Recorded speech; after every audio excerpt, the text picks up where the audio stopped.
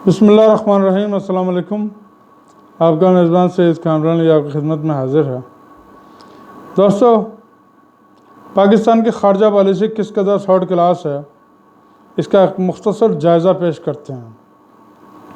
70 व 80 की दहाई में जब सर जंग अपने उरूज पर थी तो अमेरिका को अफ़गानिस्तान में रूस से लड़ने के लिए पाकिस्तान की मदद की ज़रूरत थी। अमेरिका को इस जंग के लिए जहादी और मजहबी सोच की ज़रूरत थी ताकि इस जोश को अफ़गानिस्तान में अमरीकी मफादात के हसूल के लिए इस्तेमाल किया जा सके। क्या उसने इत्तफाक है कि ऐन उसी वक्त पाकिस्तान में एक मजहबी डिक्टेटर मुसल्लत था। बहरहाल पाकिस्तान ने अमरीकी इमा पर तालिबान को परवान चढ़ाया और ज़ोर शोर से वह जंग लड़कर रूस और अफ़गानिस्तान की तालिबान मुखालिफ लीडरशिप और अवाम की बड़ी अक्सरियत को हमेशा के लिए अपना बदतरीन दुश्मन बना लिया। जब पाकिस्तान ये सब कुछ कर रहा था उस वक्त भारत खामोशी से अपने काम में लगा हुआ था। वो इस मामले में न्यूट्रल रहा और वैसे भी भारत अमरीकी जंगें लड़ने की बेवकूफ़ी कभी नहीं करता। उसके पास हमेशा से अपनी कौम के और अपने मुल्क के बारे में विज़न रखने वाली एक लीडरशिप मौजूद रही है। पाकिस्तान ने ये सारा चक्कर चलाकर अगर रूस और अफ़गानिस्तान के एक अहम धड़े को अपना मुखालिफ कर लिया तो दूसरी तरफ तालिबान में अपना गहरा असर और रसूख भी पैदा कर लिया जो इस वक्त खुश आइन था। पाकिस्तान ने तालिबान की मदद से अफ़गानिस्तान के सियासी मुस्तकबिल में एक अहम इन्वेस्टमेंट महफूज कर ली। यहाँ तक तो कहानी ठीक चल रही थी, पर अमरीकी ग़ुलाम अपने दिमाग से कहाँ सोचते और कहाँ फ़ैसला करते हैं। जब 9/11 हुआ तो अमरीका अफ़गानिस्तान में मौजूद तालिबान हुकूमत पर चढ़ दौड़ा। उनके ख़िलाफ़ पाकिस्तान से मिलिट्री सपोर्ट मांगी गई जो हमारे फर्मा बरदार जनरलों ने मनवान पूरी कर दी। यहाँ भी एक दिलचस्प वारदात हुई। 80 की दहाई में अमेरिका को पाकिस्तान में मजहबी जनरल चाहिए था, उन्हें ज़िया-उल-हक मिल गया। 9/11 के वक्त उन्हें पाकिस्तान में एक लिबरल जनरल चाहिए था जो उन्हें परवेज़ मुशर्रफ की सूरत में मिल गया। और आपने देखा पाकिस्तान में कैसे कैसे हसीन इत्तफाक़ात होते हैं। बहरहाल अमेरिका को तालिबान के ख़िलाफ़ पाकिस्तान की मदद दरकार थी। पाकिस्तान हस्ब तवक्को दिलो जान से हाजिर था। अमेरिका और नेटो को मुकम्मल मिलिट्री सपोर्ट फराहम की गई। तालिबान के सफ़ीरों को इंतहाई ज़िल्लत आमेज़ अंदाज से गिरफ़्तार करके अमेरिका के हवाले किया गया, जिन्हें अमेरिका ने गुआंतानामो जेल में बंद करके उनके साथ हतक-आमेज़ सलूक किया। अफ़गानिस्तान में बेइंतहा बारूद बरसाने के लिए मुकम्मल सपोर्ट फराहम कर दी गई। और तो और हमने तो अमरीकी जंग की खातिर पाकिस्तान को भी ना छोड़ा। CIA को ड्रोन ऑपरेशन थमा दिए गए, कई मासूम पाकिस्तान का कत्ल हुआ और बाकियों के दिलों में हमेशा के लिए रियासत के ख़िलाफ़ नफ़रत भर दी गई। अब यहाँ एक अहम नुक्ते की तरफ आपकी तवज्जो मबज़ूल कराना चाहते हैं। पहले हमने अफ़गानिस्तान की नुमाइंदा हुकूमत गिराकर वहाँ तालिबान की हुकूमत बनवाई। इस अमल के नतीजे में अफ़गानों की एक बड़ी तादाद को अपना दुश्मन बना लिया। बाद फिर उन्हीं तालिबान की हुकूमत गिरवाई जिन्हें ख़ुद बनाया था। उनके भेजे गए सफ़ीरों को ज़लील और रुस्वा किया और उनके कत्ल और गिरफ़्तारियों में अपना भरपूर किरदार अदा किया और ज़ाहिर है फिर तालिबान को भी अपना दुश्मन बना लिया। यानी अफ़गानिस्तान जैसे अहम पड़ोसी मुल्क जिसका हमसे ना सिर्फ बॉर्डर लगता है बल्कि तवील तरीन बॉर्डर लगता है, और सिर्फ यही नहीं बल्कि उनसे हमारा पख्तूनों का इंतहाई गहरा कल्चरल रिश्ता भी मौजूद है।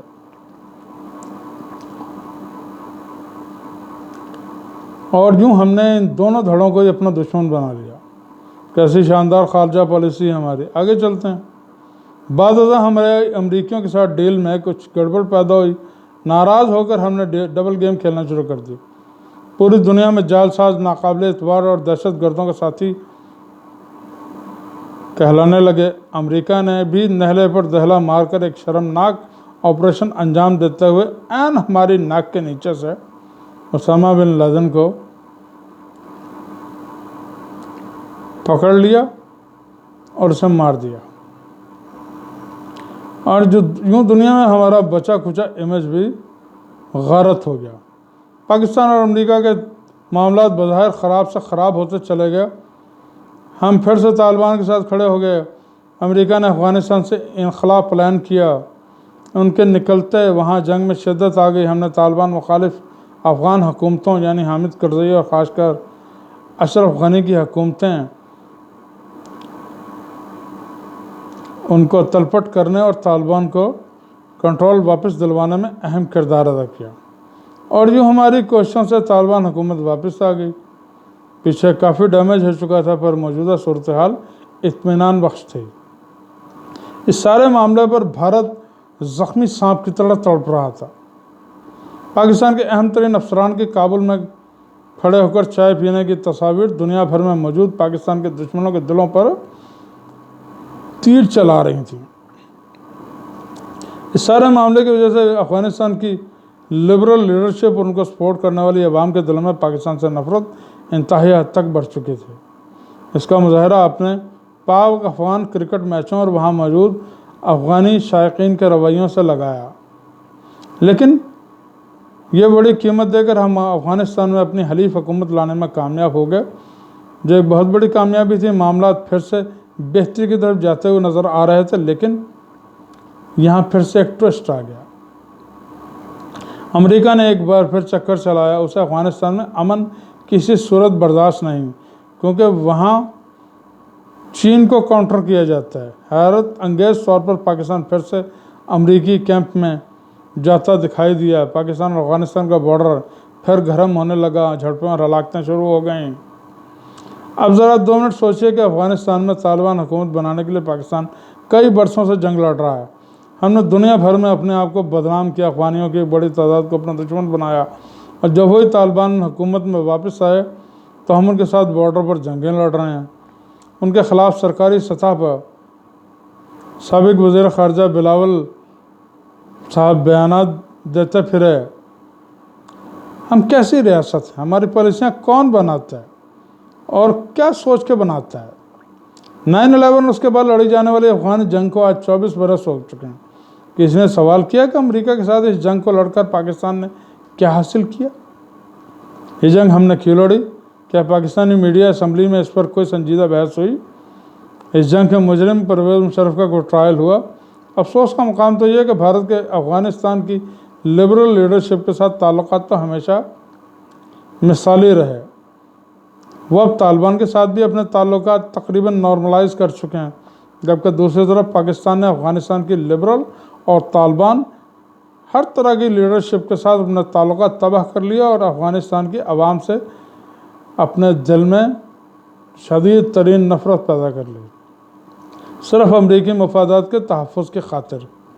कुछ साल पहले हम एक बेवकूफ़ाना जर्नली स्ट्रेटेजिक डॉक्ट्राइन के बारे में सुना करते थे, जिसका नाम अफ़गानिस्तान में हासिल स्ट्रेटेजिक डेथ या तज़ीवाती गहराई था। यानी भारत ने पाकिस्तान पर हमला किया और पाकिस्तान को पंजाब के रास्ते 2 टुकड़ों में काट दिया, तो पाकिस्तान अफ़गानिस्तान की तरफ से रिट्रीट करेगा और वहाँ से भारत की पोजीशन पर वापस हमला किया जाएगा।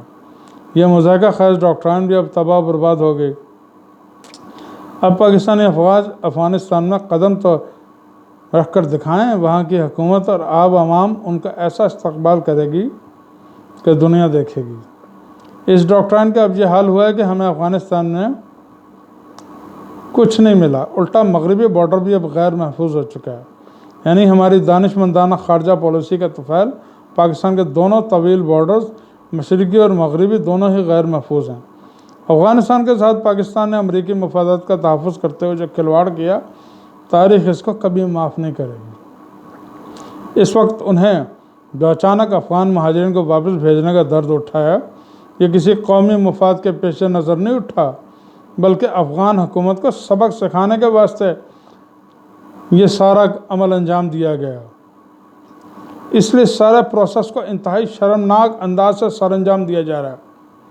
पुलिस इन गरीब अफ़गानियों को हरासा कर रही है और उनसे भारी रिश्वतें मांगी जा रही हैं। हम नफ़रतों का एक सहबाब लिख चुके हैं। जिस अमरीकी और मगरिब के लिए हमने ये तबाही बर्बादी की, वहाँ से पाकिस्तान को क्या मिला? इस सवाल का जवाब आप अपने कॉमन सेंस पर छोड़िए। मेरा इस्टेब्लिशमेंट से इस बात पर ख़ास इख्तलाफात नहीं कि आप सियासी मुदाखलत करते हैं, कभी बेनज़ीर भुट्टो का रास्ता रोकते हैं तो नवाज शरीफ को वज़ीर-ए-आज़म बनाते हैं, कभी नवाज शरीफ का रास्ता रोकते हैं तो बेनज़ीर को बना देते हैं, कभी इमरान खान को लेकर आ जाते हैं और नवाज शरीफ को जो 2/3 अक्सरियत से आया हुआ था उसको नाअहल करवा देते हैं, तो कभी फिर उसी नवाज शरीफ को वापस लाकर अपनी जर्नैली छतरी के नीचे उसे वज़ीर-ए-आज़म बनाने के लिए तगोदौ शुरू कर देते हैं। और जिस शख्स ने अपने दौरे हुकूमत में पाकिस्तान में एक ड्रोन अटैक तक नहीं होने दिया, उसको गद्दार तक डिक्लेयर कर देते हैं। अरे आपका क्या, गद्दारी के सर्टिफिकेट तो आप ऐसे बांटते फिरते हैं जैसे मदरसों में बच्चों को सर्टिफिकेट दिए जाते हैं, स्कूलों में या कॉलेजेस में बच्चों को डिग्रियां दी जाती हैं। किस किस को गद्दार नहीं बनाया आपने? मोहतरमा फातिमा जिन्ना तक को गद्दार बना दिया, शेख मुजीबुर रहमान को गद्दार बनाया,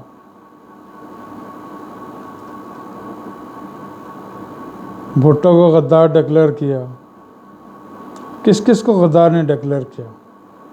अब इमरान खान को गद्दार डिक्लेयर कर चुके हैं तो करते रहें, कब तक, कब तक होगा? अब अवाम बाशऊर हो चुकी है, अब इन्हें शऊर आ चुका है। अब यह नौजवान नस्ल सवाल करती है, अब ये उंगलियां चबाने वाली काम नहीं रही, अब ये नाखून काटने वाली काम नहीं रही, अब इनके अंदर शऊर आ चुका है। अब छोटे छोटे बच्चे पाकिस्तान के आइन को पढ़ रहे हैं।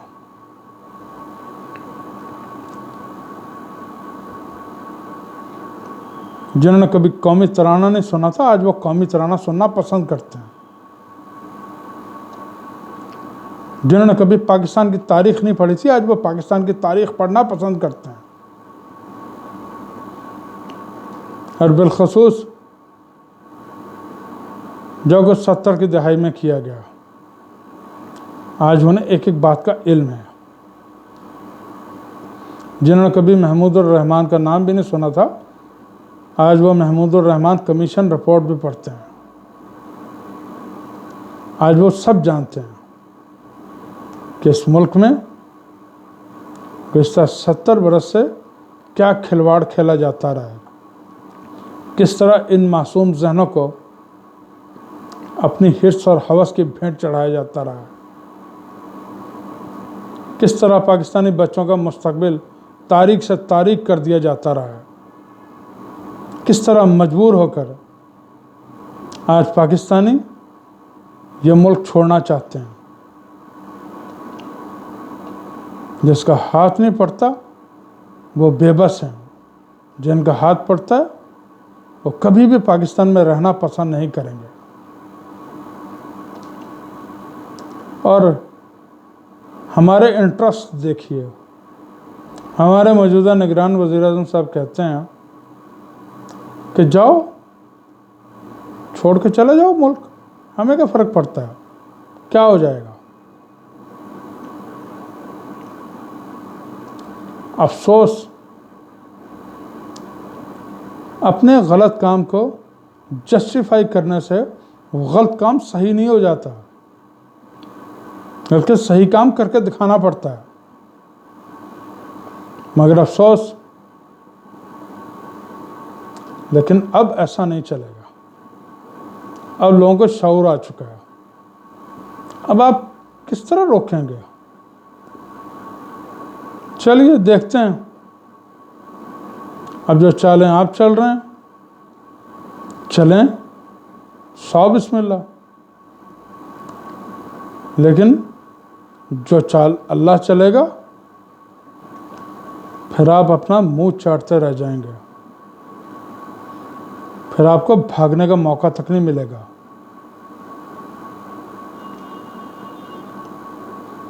पहले तो सिर्फ पतलूनें उतरी थी ना, अभी जिस्म पे ये चमड़ी तक नहीं रहेगी। अल्लाह ताला आपको हिदायत दे, जो कि नहीं लगता कि आपको मिलेगी,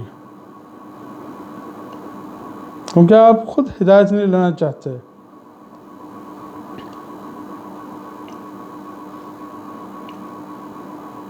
आपको सीरतुन नबी सल्लल्लाहु अलैहि वसल्लम से ज़्यादा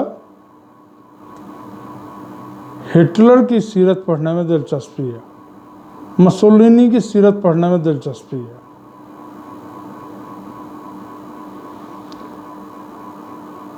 दोस्तों, अल्लाह ताला पाकिस्तान की हिफाजत फरमाए, और ये जो काले बादल इस वक्त पाकिस्तान पर मंडला रहे हैं, इनको अपने फजल करम से दफ़ा फरमाए, और एक नया सूरज तुलू हो जो अपने साथ अमन व अमान का पैगाम लेकर आए। पाकिस्तान जिंदाबाद। खुदा हाफिज़।